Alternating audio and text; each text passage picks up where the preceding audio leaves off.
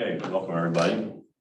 This is the June 13th, 2022 Board of Directors of the Lehigh County Authority meeting. This meeting is being taped and hopefully everybody can hear each other and be heard.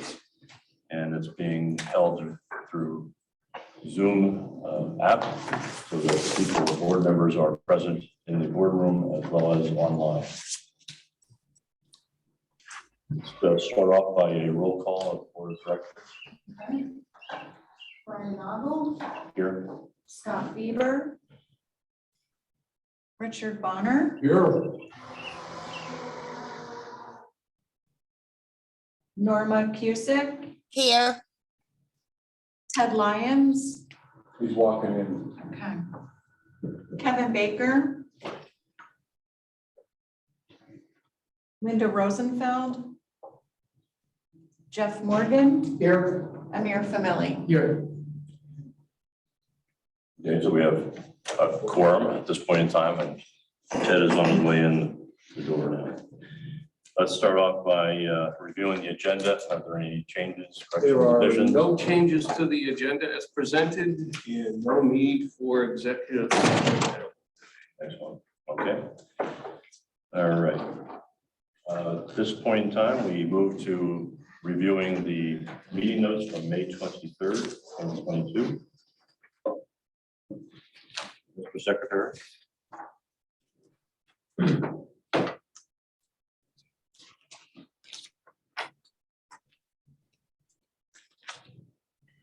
Can you hear? Is it working? I was absent. Oh. Okay. Norma's made this one. Norma, have you reviewed the meeting minutes? Yes, Do you have any corrections, additions? no, not at this time. I'd like to move the minutes for acceptance.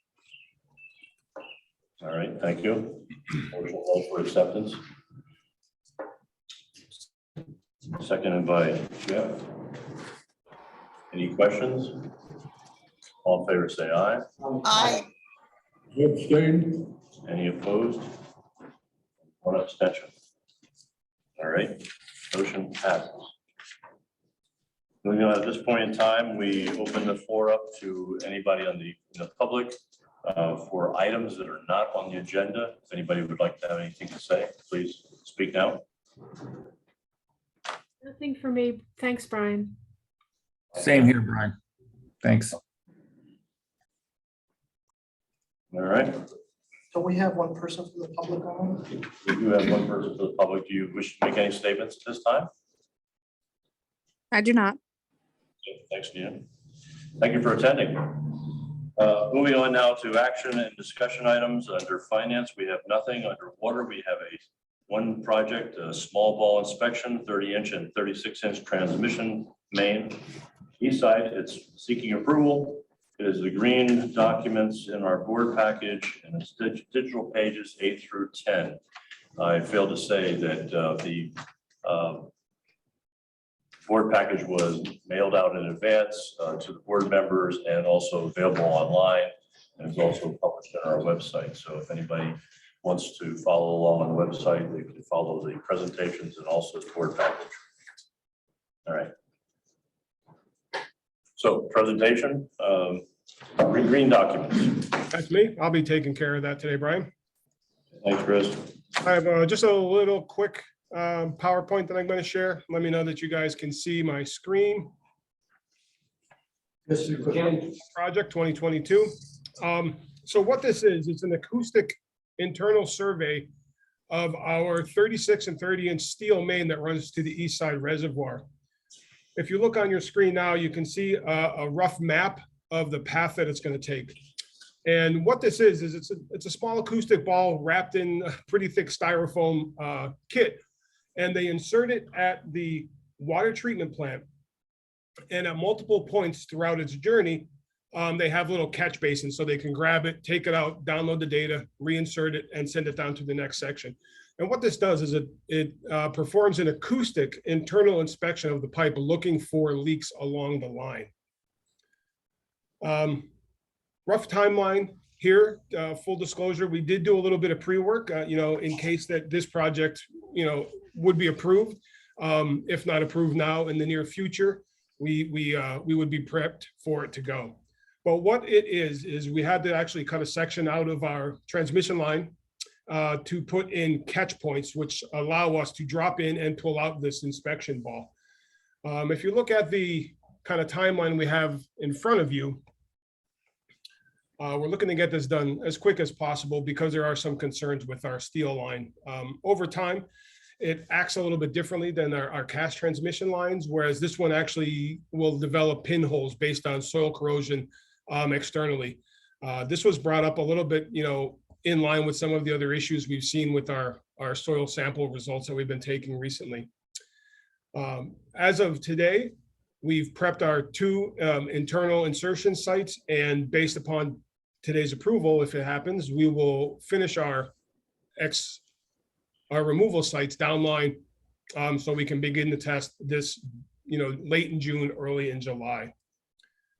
We did start prep outside of the filter plant and ultimately determined that we already have a place inside the building that would make it easier for us to insert the ball at the beginning of the process.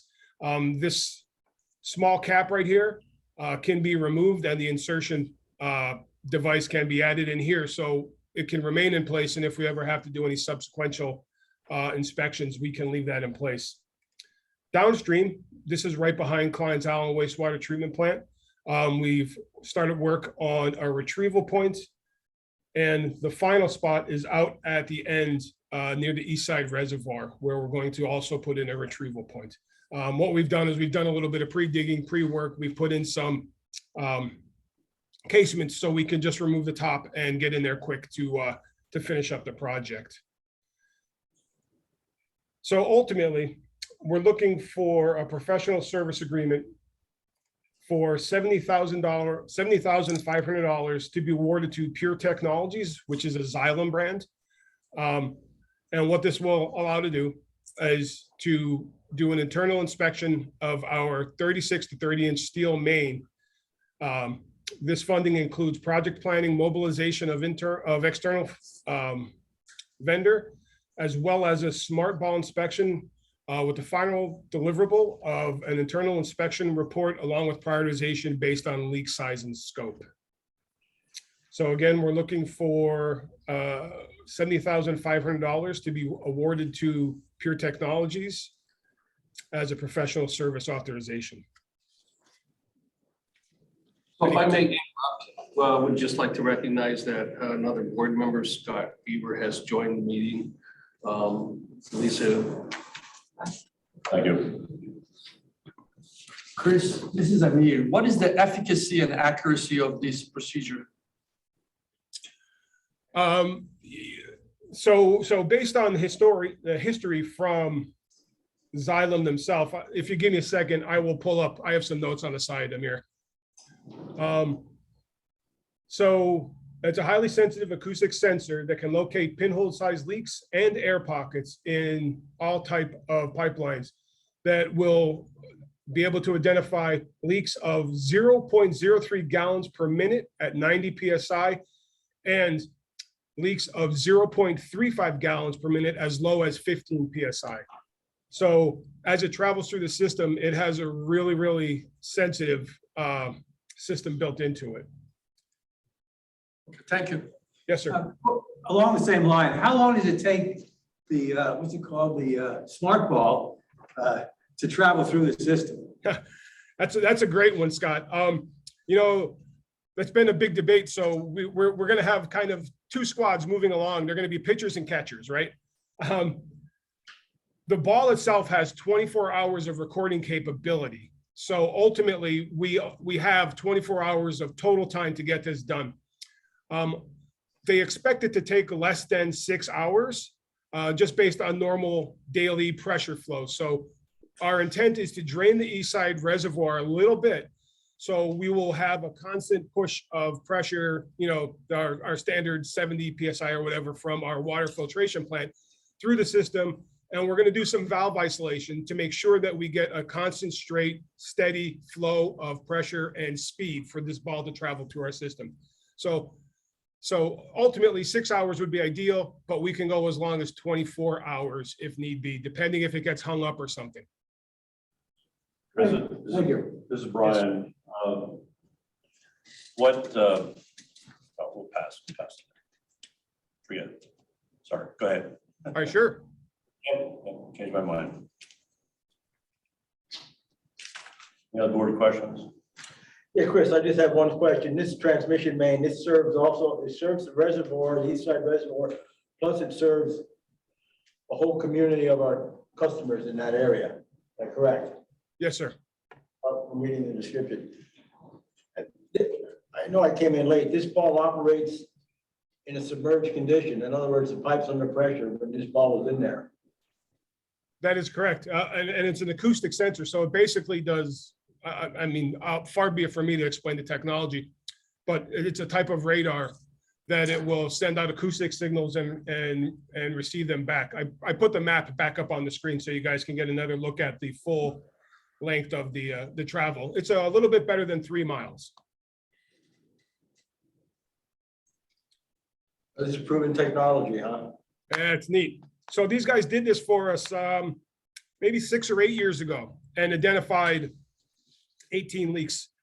And we repaired them subsequent to that.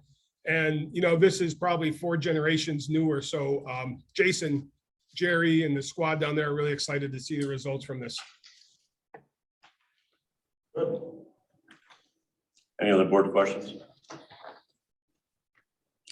All right. Brian? Yes, go ahead. Hi, it's Jenny. I just wanted to make mention, this was the same outfit, same technology, but as Chris said, it's been upgraded, that was used on the Shantz transmission main to determine the leak issues on that system, and it worked out well. And then we were able to develop a program using Penvest money to repair that line. That was in 2009. Hey, Jenny, thank you for your input.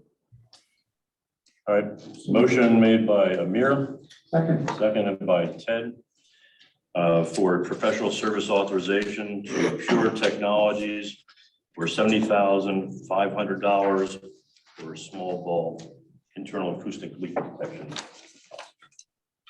All right, any questions? Let's see, we're gonna do a roll call on this. Okay. Brian Noggle, Yes. Scott Bieber, Yes. Richard Bonner, Yes. Norma Cusick.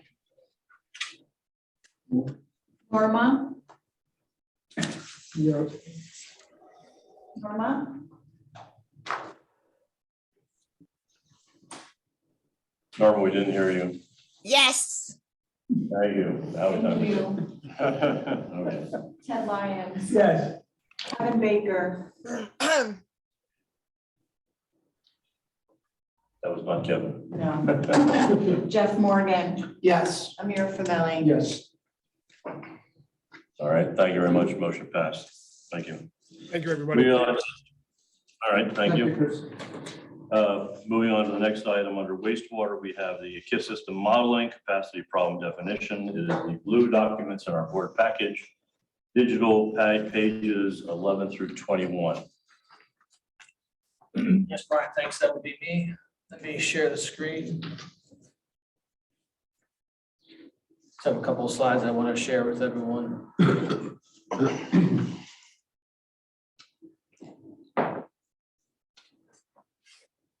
Please let me know if you can't see my screen for those on Zoom. You're good, Phil. Just move this box down a little bit here. Okay, so what we want to talk about right now is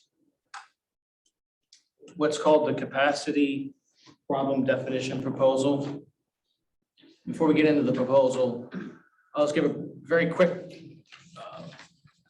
review of what's been happening since 2021. We'll get into the proposal, and then we're going to get into what is next with 537. Okay, so to date, gearing up for this proposal, we started this in 2021, the early parts of 2021. So again, for a refresher, the flow characterization study officially kicked off in March of 2021. And that was roughly 100 meters spread throughout the system, about 75 temporary, and about 25 to 30 permanent. So we collected 8 months of data, March through October, and the temporary meters were removed around Halloween. And of course, the permanent meters stayed in place. So we collected the data for 8 months. And if you remember, Arcadis did 4 rounds of QA/QC. They completed their final round in December of 2021. And in parallel, we were preparing the KISS model. And that has been an ongoing effort over these past about 18 months. And the model is 99% ready to start running scenarios. So the calibration period is almost over. Again, they're going to use the existing data that was collected to calibrate it. And then so July 5th is the date we've been saying that's the date when we can start running scenarios. So that's the prep work that leads us up to this proposal. The proposal itself, it looks a little scary when you read it, but it's not that bad. I'll try to make it really simple. What this is authorization for the next 4 months of work. So we're gonna, the intent is to wrap this up by the end of September. And what this is the pre-alternative modeling effort. It's basically defining the problem. We've always talked about where we have problems here, we have problems there. This is going to put the problems in mapping. It's going to show where the existing overflows occur during storm events. That's the main output of this work. So again, one of the big objectives here is to identify the storms we're going to use as stand-in storms. And then we apply those different storms, and we can see the different variations of problems based on those storms. You see the deliverables, you see we assume 12 meetings, again, June through September. And there's the budget estimate. So that's a real high overview of what this proposal is. And if there's no questions, I'll get into some of the specific tasks. So this money basically is for this scenario planning that they're going to run and see various options and various conditions and trying to optimize, find out where the bottleneck is. Is that what the money is for? What the money is for is to identify the problem specifically. And then once we get into October, that's when we're going to start running the actual solutions in quotes. So this is all gearing up towards the running of solutions. So we have to identify, where the problems are, and where the problems are is going to help us determine how to solve the problem. So the problem definition or identification comes through the scenario planning or through the physical data that they have? It's a little bit of a mixture of both. So again, we're going to input all the data will be inputted. All the 2021 data will be inputted. And then we're going to do that run, the existing conditions. And then we're going to input the 2050 flow projections. So we're going to have 2 brackets. We're going to have a 2021 bracket and a 2050 bracket. So we're going to identify the problem currently, then we're going to identify the problem in 2050. So that's going to be the basis of, okay, what are we trying to solve? That's in a nutshell, that's what this proposal is. So let me get into the specific tasks and we can stop for questions. So again, task 1 is the design storm selection. So what this is we're going to take the model as is, the current demands from 2021, no improvements to the system. And what we're going to do is we're going to run actually 22 years worth of rain through the model. So it's going to start in the year 2000, all the historical rainfall from the weather station at the airport, where we load it in, and we're going to run that for 22 years. So that takes days to run in the model. Once we get that output, we're going to rank all the storms.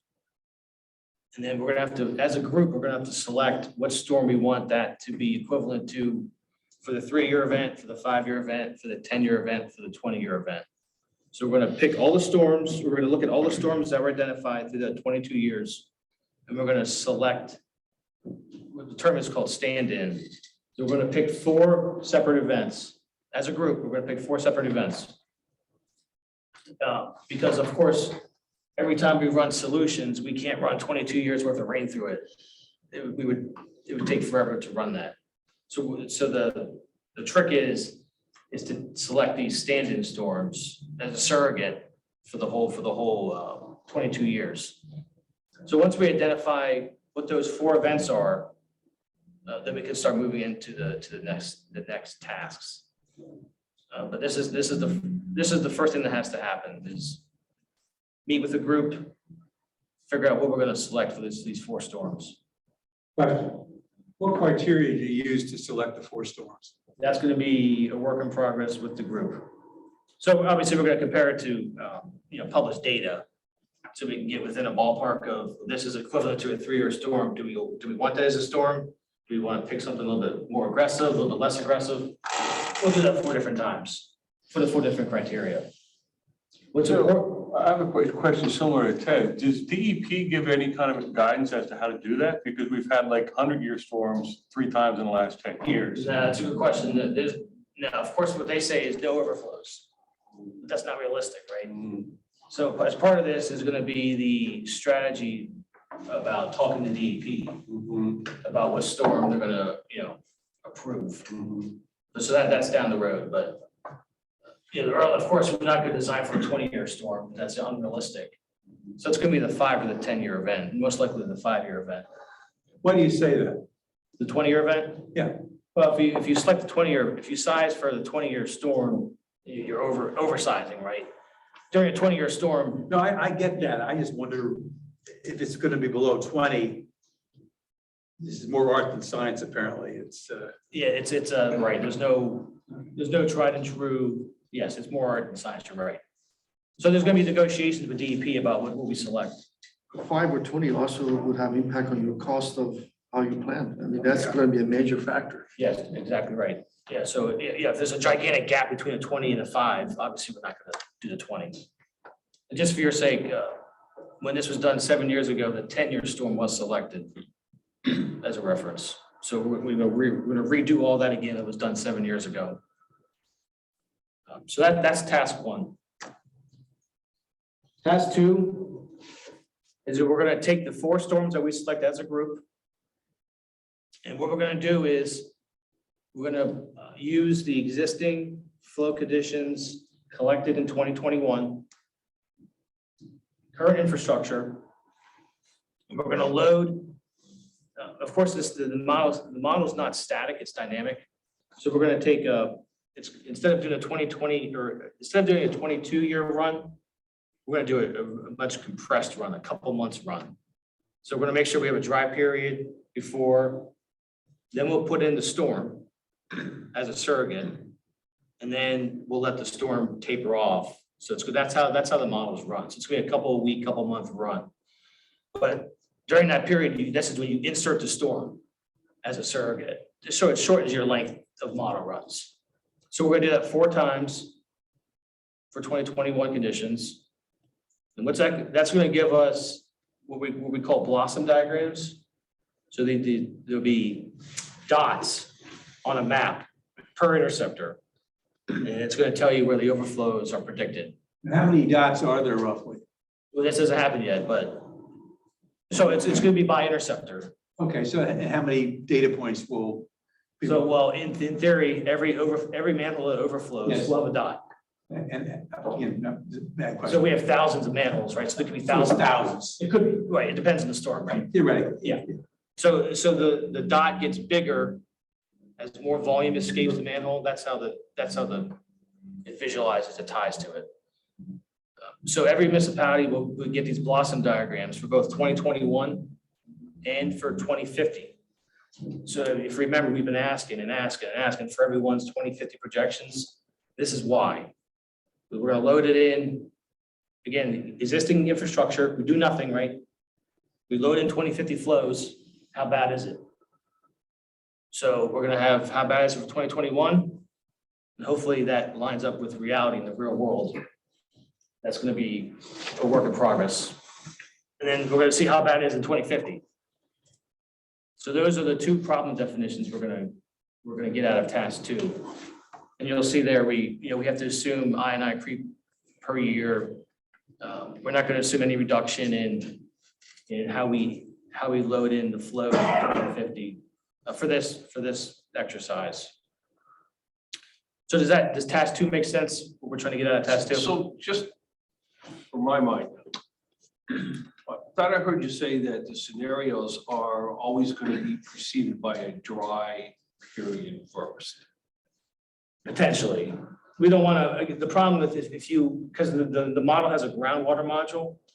So if you run your solutions when the groundwater is very high, it may skew what you're trying to solve. So it's an art to that, we don't want to make sure, or we don't want to size infrastructure for super high groundwater plus a mega storm. That's overkill, right? So we're gonna have to make sure that we don't, again, that's a work in progress, is when exactly we're gonna insert the storm. It depends on your sequencing. Yeah. Well, when you go to DEP, what CLCAs are we gonna request that we use 5-year storms? Or are we gonna take the position we want 10-year storms evaluated? It hasn't been decided yet, but tentatively, it's gonna be 5-year. The thing is, me, there's no criteria No, or guidance on this, so they get some standardization. the guidance is, well, again, with the law is what, no SSOs technically. So that's gonna be the response, and that's not. My concern, if we're only using 5-year storm, is if we model on 5-year storms and then we make all our improvements based on all this modeling for 5-year storms. I'm concerned that we're still gonna have a lot of overflow problems in years to come because we're using such a low storm event. This is all gonna be. And I realize if we use a higher storm event, then we're looking at more expenses to make those improvements. Right. And we also make sure we have to account for climate change because, the 10-year storm now could become the 5-year storm in the future. So there's a lot of play with this selection. I think we gotta find a balance between what storm duration event we're gonna use in the modeling and how much money we're willing to spend. Yeah, you're on exactly this right. project. I mean, You're exactly right.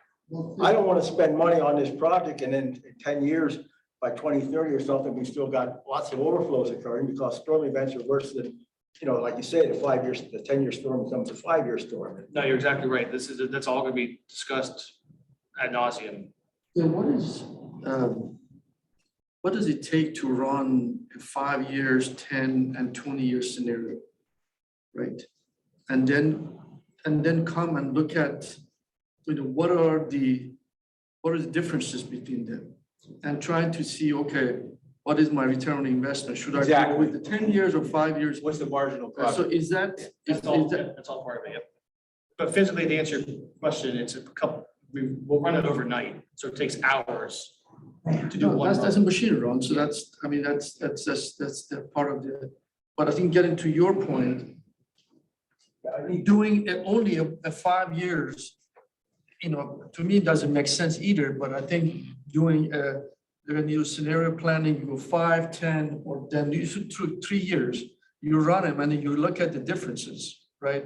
And then the cost, and then decide which direction is optimized. And this is all part of the modeling that we do. And how It's part much of the more does it business. cost to do a 5-year than a 10-year? That's what's gonna be identified. Your bigger pipe. Right. What's the cost of, you still gotta put it in, still gotta put a pump in, I'm making stuff up here, but That was the rationale 7 years ago. The difference between the 5 and the 10 was so small. Yeah. 10 was decided. So yes, that's all gonna be looked at. You're saying, but you indicated the modeling we're gonna do is on 5-year storms. That's the initial gut reaction. Well, I feel it should be more. I feel we should be looking at bigger storms. So again, Bigger storms. as the final decision, you mean? No, I mean, in this modeling that you're gonna do, I think we should do some modeling on larger on like 10 or 20-year storms. Oh, yeah, so with this, so task 2 will be 3, 5, 10, and 20. It'll be all 4. Okay. And then once we get into the solutions, then we have to Oh, I figure see. out, Okay. right, what are we, The four storm events we're gonna do are gonna be 5, 10. 3, 5, 10, and 20. Okay, I'm sorry, I missed that. Right, so then, So we'll have data from all 4 scenarios. right. We can then begin the Solution. decision making. Yeah, I'm thinking that you're gonna get scenarios and you're gonna get a marginal analysis on the different scenarios, which would lead to the ultimate question. What are the characteristics that X dollars of investment takes care of on a marginal basis Yes. over a period of time? That you can conclude what is the most pragmatic way to go. Is that? So, not to get into the weeds here, but does the model give you the option? So you could have a 10-year storm event, right? Whatever that may be, that happens in 2 hours. You could have a 100-year storm event that happens over 3 days and the impacts are different. Will that all be looked at? I know you mentioned the groundwater component because this is a complex situation to analyze. There's lots of things that can be different, so it's not just basic numbers. No, you're right. And you may wonder why there's so many hours for task 1. It's because what you just said, we have to go through 22 years worth of rain. to Figure out which one we want to, as a group, which one are we going to use? We Right. only get 4 cracks at it. Who's the group? The smaller KISS steering committee is the group. So it comprises not just LCA, but also municipalities? Yes. It's usually the same. It's like 10 or 12 people. And then, so then that'll be the initial, we're running by that group and then we're running by the KISS group, the larger group. So there'll be a lot back and forth that comes to consensus. Question, if you have let's say a 5-year storm and a 10-year storm, how do you determine the fix in terms of cost? So that's jumping ahead a little bit, but what we're gonna do is come October, we're gonna have the preliminary screening of alternatives. So right now, we're actually in parallel. We're coming up with what do we want to physically model? So that's what's gonna be, so again, come October is when we'll have a storm selected, with the storm selected. And then we're gonna apply those storms to these different solutions. The problem is the time crunch, we don't have a lot of time to do this. So that's where it's gonna get, the timing is gonna be tricky. But then, so then you have the solution, then you can cost out the solutions. And you can see what the differences are between the storms and between the different A lot of solutions. moving parts. A lot of moving parts. And not a lot of time to do it. So, for the 2050 flows, did all the municipalities give those already? Yes, I have numbers from everyone. There's some final tweaks needed. But it's all supplied by them, yes. Is it significantly different than the current flows right now? I mean, Yeah, I mean, 50% higher, 5% higher? Because a lot of them didn't have additional flows for the interim. yeah, if you remember, the 2020 flows were 1.5 million. The interim 537 flows were 3.1. And then the 26 to 2050 flows are an additional 3 million plus. So it's about 7-8 million gallons of additional flows was being requested. So I was remiss to say, task 2 is, as you can imagine, it's all geared towards wet weather, even though it doesn't say it specifically. Task 3 will be the same concept, but what we're gonna do with task 3 is gonna be on a dry day basis. And why we wanna do dry day is for a couple of reasons. I'll get into that shortly. But instead of selecting storms here, we're going to select 2 different types of dry days. One typical, which means the groundwater is low or average. Second is when the groundwater is high. So we can see what the differences are between those 2 different conditions. Again, just another way to define the problem, because the groundwater, drives everything during dry day. So, historically, we know based on, prior data, when those 2 different days are. You can see June of 21 is when we want to do a typical dry day. And of course, the wet time, December 2018. So those are the 2 days we're going to select for this task. And what this is going to output is anything over 18 inches. Give us the depth, D over D is what we say. So it's going to tell you, is the flow in the pipe or is it above the pipe? It's going to do that for all pipes above 18 inches. And why? So why is this important? At the far right there, a lot of these interceptors are operating under pressure when they're not designed to be operating under pressure. People just know that, but now this is going to be this is going to physically tell us this.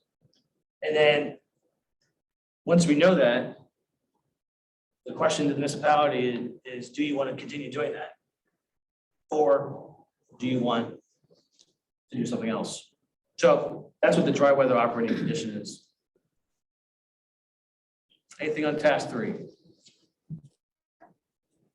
Task 4. So task 4 is the whole source reduction where, and this is very important to the signatories. We've been asking them, and this is the DEP requirement, for I&I reductions. But okay, so then people will give us these I&I reductions, but then how do you model it? And this is where it's a little tricky, but what this task is going to do is we're going to come up with specific rules just for our KISS system. Because of course, if you do work for inflow, it has a different impact if you do work for infiltration. So we want to make sure that we're able to, the terminology, you may hear this more and more as we go along, is we're going to call it dials. So like a circular dial, so we can dial in the reduction per catchment. So if you remember, we have all these basins in the system, and a catchment is a really, really small basin, like a sub basin. So per sub basin or per catchment, we can dial in with these dials people's proposed source reductions. So that's how we're going to physically take what people are saying they're going to do. And that's how it's going to get into the model with these dials. So again, we have been asking for these source reduction plans from everyone for the next 10 years. And we want this by October of this year. So he only has to, Arcadis doesn't have to play with the dials more than once. So get it in October ahead of the preliminary screening of alternatives. So if people give what they plan to do, the model will take credit for it. If people don't give anything, then it is what it is. So again, this is why this is so critical with the timing here. So October's the date, and again, the more we can put in as credit, the downstream impact will be less, in theory. We may say, whoever they might be, a municipality, this is what they plan to do. So they look at their current situation, the data they have, and they say, okay, we're going to do X. Yes. And X involves Grouting, sealing, lining. all kinds of costs, Yeah. which they put some type of budget together, I guess, right? But might be a back of the envelope type of thing. How detailed can they get at this point, right? Right. They don't know. But they're going to make a commitment that this is what, and then the question is, will they follow up? That's going to be the tricky part, yes. I mean, I understand when municipalities say, it's very hard for me to do this. It's true, it is very hard, but you have to we need some sort of commitment to put it in the model, or nothing goes in. Right. That's fine, right? If you want nothing, that's fine. But just downstream is impacted. And again, DEP expects these plans to be submitted. It's something that is he made that clear 2.5 years ago. He wants I-9 reduced. So after task 4 is done, this task is called, we're calling this the common sense SRP task. So what this is you can think of it as boundary conditions. One condition is no SRPs. The other spectrum is what happens if we remove all boundary lines, we remove funding concerns. And then again, this is theoretical. We've done RDI analyses, we've done nighttime wearing. We know where the problems are. So as to at the other end of the spectrum, you got nothing, and then you have these common sense. So what would make the most sense to do in the system if we didn't have boundaries, if we didn't have funding problems? So it's, what is the common sense reductions? So hopefully the common sense reductions are close to what people provide. That's the goal, right? Hopefully it's not, what people provide are over here. Hopefully they're closer to what is common sense. But again, it gives us a spectrum of what the system would look like if we do all the low hanging fruit in quotes. So again, that's the thought behind the common sense SRPs.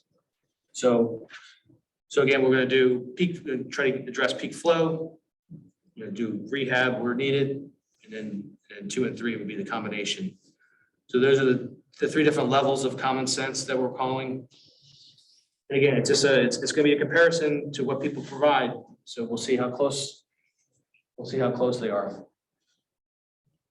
So Phil, I look on page 3, we're doing, under task 2, we're doing figures and tables will define the hydraulic capacity column definition for the 537 plan that's existing. And then after we do all this modeling, then we're gonna look at our common sense source reduction programs and do the same and define the hydraulic capacity column, assuming these common sense SRPs are implemented. Right. So when we get into October, when we get into the preliminary screening of alternatives, we're not going to use these common sense inputs. We're going to use whatever's supplied. So the common sense is, again, just the other side of the spectrum to show what could be done if people are committed to doing it. But what actually gets into the model come October for scenario planning and solution identification is going to be whatever is supplied by the signatories. Whatever supplied by the signatories. Yes. So again, hopefully it's close to the common sense. There's been a lot of money doing all this stuff and a lot of time, and suppose there's divergence here, worst case situation. What should be done won't be done. Or what's the enforcement behind this? How do we? There's no real enforcement. It just shows you the downstream impact is basically what it's going to show you. So if we do common sense, the pipe only needs to be 60. Yeah. So that's really the only thing. I mean, there's no teeth to force. We don't have teeth, but the DEP can look at what is being done versus what could be done. Yes. And they take enforcement action on. They might. Okay. I don't know what they're going to do, but they're expecting something. Yeah, they're expecting source reduction plans from everyone. Yeah, I think it's a situation where they're going to look at what it could be, and then what they're telling him it's going to be may be acceptable to them or not acceptable. I think that's a judgment call based on DEP expectations down the road as well. I don't know how we would answer that, right? Other than certainly seeing what is possible is a starting point for discussion on it. So yeah, I mean, how you have to look at it is to say, just throw a number out. The common sense SRPs cost $5 million, right? And if you do that, then you can reduce downstream by 10 million. So this is going to be the back and forth we're going to have with these different approaches. And I think the thing that I find it valuable is it would at least say what it looks like at the downstream end, which is basically encapsulating the whole system. And so this is, of all the items that are important to 537, this task 5 is going to show us what's needed for peak wet weather at Klein's Island. So we can see, say we need to do X. You know, this common sense SOP will tell us, well, if you do this, it only needs to be Y. So again, it just shows you how much could be reduced. So that's task 5. So those are the 5 major tasks. That's going to take about 4 months to complete. And then once the end of September rolls around, we have to go right into the preliminary screening of alternatives. And again, we're in parallel right now. We're coming up with what some potential alternatives look like. You know, but once you say you need treatment alternatives, you need conveyance alternatives, you need SRP alternatives, you know, the permutations could be, they grow exponentially, right? So we only have time to do really 15 different screenings. So we have to make sure that these 15 are exactly, you know, roughly 15 is what we want to do, because again, we don't have time to run 100 different scenarios. So that, again, the preliminary screening of alternatives, that's going to be a collaborative effort. We've already started that process. But again, you can see the schedule, there is 0 slack. Phil, does DEP get involved between task 5 and task 6? The plan is to talk to DEP in the fall, yes. Now, before we move on to task 6, we're gonna want to know what DEP's position is.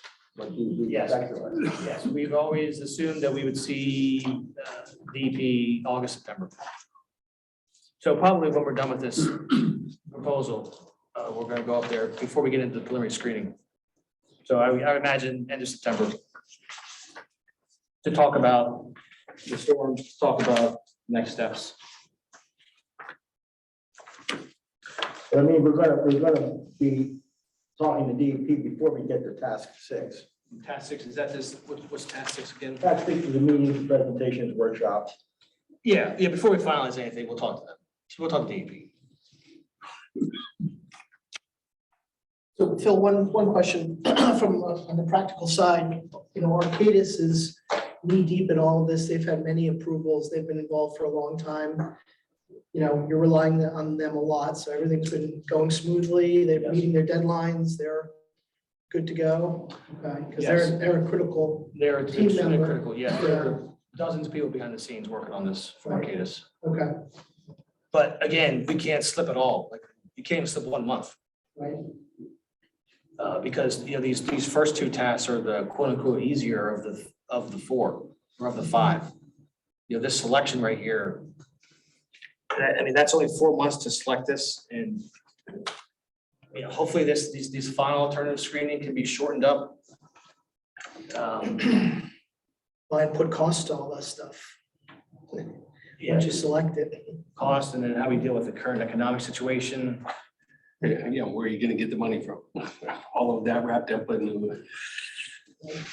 So that's what is next with 537. So all that being said, what I'm asking for right now is approval to Arcadis in the amount of 196,000. Wrapped in that will be a CPA for 236,000. And the next proposal after this will be, again, the preliminary screening of alternatives, which will start in October. Okay, I have one question going back. This has to do with the funding.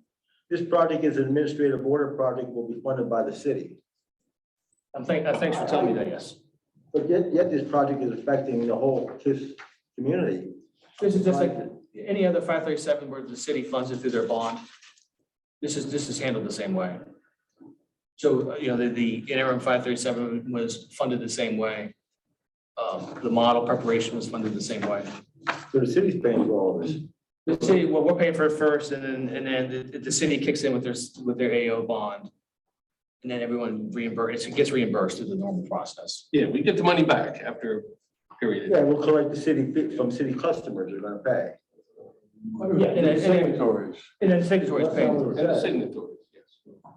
Yeah, if that's not clear, it's everyone. Yeah, pays. right. I Yeah, mean, everyone it pays. doesn't say, Yeah. it says LCA will collect fees from city customers to pay any associated debt service through the project. Yeah, and then the other signatories, they'll be, they're on the quarterly bill, yep. Yep, just like the other prior recommendations. I'll make a motion to approve. Okay, we have a motion to approve the capital plan authorization for capacity problem definition that includes a professional service authorization to Arcadis for $196,000.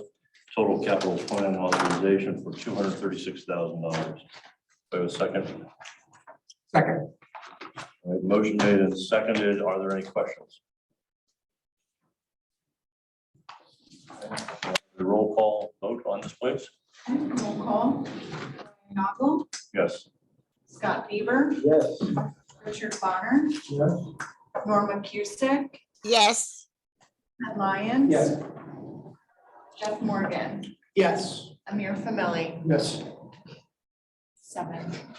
All right, Yes. I think you see that the board is very interested in the outcome of this. And I guess the big issue is we don't want to be back doing this again in 5 or 10 years.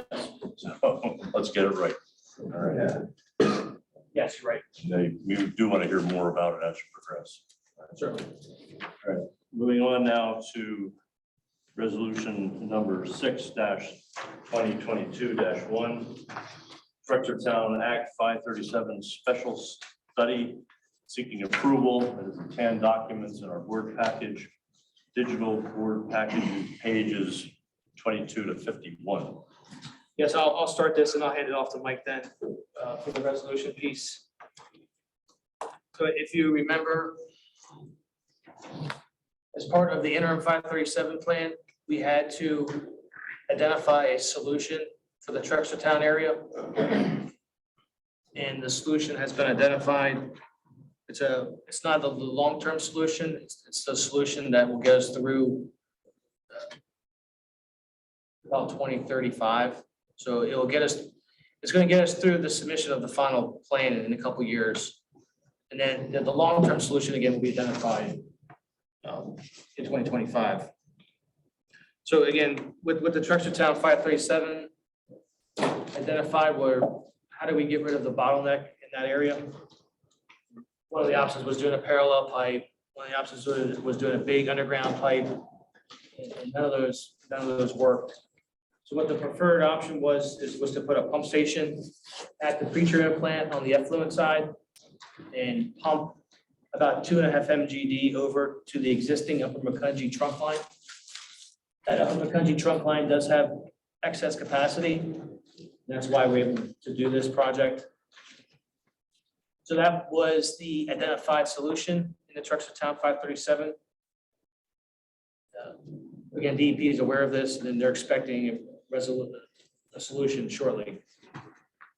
So the 537 process kicked off at the end of February.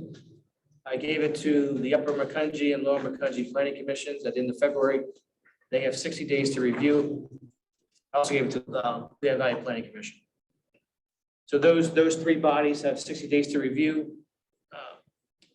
All 3 had minor or 0 comments. After that, you go into public comment period for 30 days. That started in May, beginning of May. It lasted till the end of May, and we received 0 public comments. So actually, Upper Macungie, their first board meeting for June was June 2nd. They did pass their resolution. And Lower Macungie is on the agenda for Thursday. And then again, per DEP requirements, we don't, as an authority, need to submit a resolution, but we've done in the past. So this is why we're asking the board to pass this resolution, to show commitment to DEP. I'll turn it over to Mike then. All right, so a draft resolution 6-2022-1 was included in the board's packet. It's titled a resolution of Lehigh County Authority approving adoption of the Town Act 537 special study. Because the solution to the Town bottleneck is a change in sewage planning, an additional study needs to be done to support it. And like Phil explained, traditionally, the Lehigh County Authority has done resolutions in support of the efforts of the municipalities which are required to adopt the plans. The body of the resolution is that the board hereby approves, adopts, and supports the Town special study and concurs with the action of the TCC, the Trexler Town Special Study municipalities in regards to amending and revising their respective 537 plans in regards to that. The last sentence I bring to your attention is that the board hereby assures the department of the complete and timely implementation of the authority's responsibilities as described in the study and as required by law. So this has been submitted to the board for its consideration and approval. Well, I just have a question. On this timeline of tasks, at what point do we need to have this interceptor operating agreement with Upper Kentucky Township? Where is that? That's gonna have to be done before we start preliminary design, or? Was your question on the agreement? Yeah, the agreement with Upper Kentucky Township, when does that have to be in place? Yeah, no, we started preliminary discussions with them, and there was no gigantic rush on Upper McCungy's end, if I recall the discussions. No, I mean, obviously, that will have to be done. They wanted to see for purposes of their 537 planning that that was in process, and that is the case. I don't think there's really too many exotic issues related to that. Really, it's an engineering question about whether there's available capacity in their line, because ultimately it doesn't change the amount of sewage that ends up in the plant. It just redirects it. And based on the engineering, there's plenty of capacity in that pipe. So My question was, where does it fit into the timeline of tasks? That's all. Oh. The actual agreement itself? Yeah, when do we have to have it done? Before the part 2 permit is submitted, so it'll be this year. Yeah, okay, before the permit's submitted, okay. Yeah, so Chuck can fill us in on the update on the design, but The design is progressing. It's about 30% at this point. Doing a lot of site work, site survey, mapping out easements, as a preliminary basis of design issues for that pump station. And some routing issues for the force main. Chuck, this is the force main you talked to us about that's going through Grange Park, right? Yeah, EdTech is doing the design phase of this project. You guys authorized it a couple months ago. Right, it was kind of a parallel track to finish the 537 and start the design at the same time. In the interest of Phil's critical schedule. Right. Are we expecting any resistance on getting easements? No, actually, we need only one because easements, we previously obtained the majority of the easements with the defunct Iron Run pump station project. And we need 2 easements. We need one from Upper McCungy and we need a second private easement that goes over some commercial property. We do not envision any problems obtaining the easements.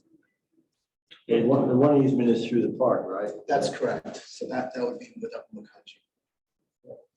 it's hard to identify how fast it's going to take DEP to approve this. He is expecting it, but it took the interim plan almost 8 months. So I have a feeling this is not going to take long. So that's just my commentary on that.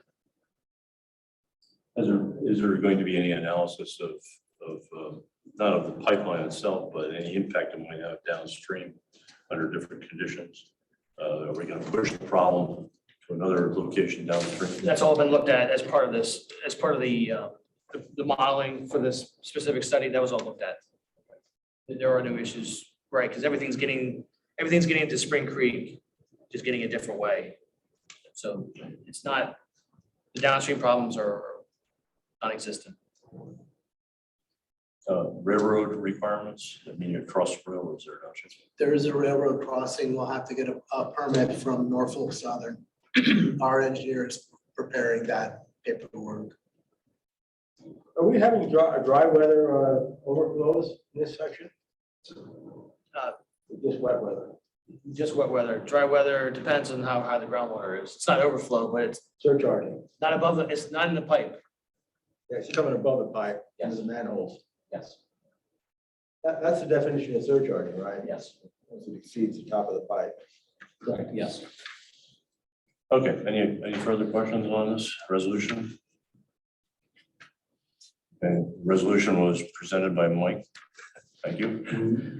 Resolution number 6/2022-1, a resolution of Lehigh County Authority approving adoption of the Town Act 537 special study, as I guess presented by Arrow in this document is attached. A motion and a second. I think I heard, Scott made the motion and Amir made the second. Right? Any questions? Roll call vote, please. Roll call vote, Brian Noggle, Yes. Scott Bieber, Yes. Richard Bonner, Yes. Norma Cusick, Yes, Ted Lyons, Jeff Morgan, Yes. Amir Family, Yes. 7 yeses. Motion passed. Thank you very much. Moving on to item number 6 on the agenda, monthly project updates. Digital board package 52 to 58. That's our white documents in our board package. Yeah, actually, I just want to comment about what's coming up on the last meeting, or on the 27th. So as normal, we'll do the monthly financial review the next meeting, and the operations people will do the operations review. I'm also hoping to hopefully receive pretty soon the final suburban water and suburban wastewater division tapping fees. I'd like to be able to get them done. But I'm starting to run out of time. I need them to this week to get to the mailing, so I'll be doing a lot of push. So that's the normal items, including the tapping fees. Then on the 27th, we got, I know we have an Allentown division project. We'll approval for the filter upgrade project coming up. And then on the suburban division side, we'll do the regional sewer capacity and what weather planning and engineering and program support. And then the last project for that meeting would be Park Pump Station Phase 2 upgrade. So that one's a little busier. Any questions? All right, staff comments. No comments? Solicitor comments. No comments. Open up the floor to public comments, on any items whatsoever. No comment here, Brian. No, thank you, Brian. Brian and Jenny. Nina, this is your opportunity. Nope. Glad you attended. Thank you very much. All right, we have no executive session, so this meeting is adjourned. Thank you very much.